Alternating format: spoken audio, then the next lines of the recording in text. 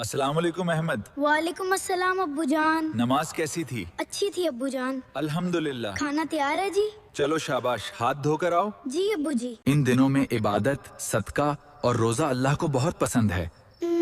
मैं भी नेकियां करूंगा अब्बू। माशाअल्लाह, शाबाश बेटा, अल्लाह नमाज पढ़ने वालों से खुश होता है। या अल्लाह, मुझे अच्छा बच्चा बनाना। आमीन।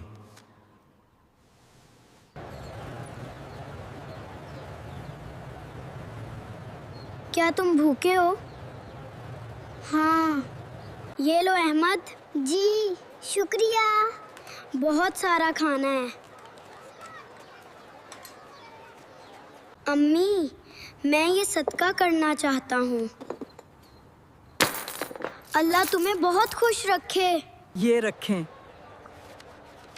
अल्लाह तुम्हें कामयाब करे बेटा। आमीन। अम्मी, अभी इफ्तार में कितना वक्त है? बस थोड़ा सा बेटा, सब्र करो। माशाअल्लाह अहमद, तुमने पूरा रोजा रखा। मुझे बहुत खुशी हो रही है। हमारा प्यारा बेटा।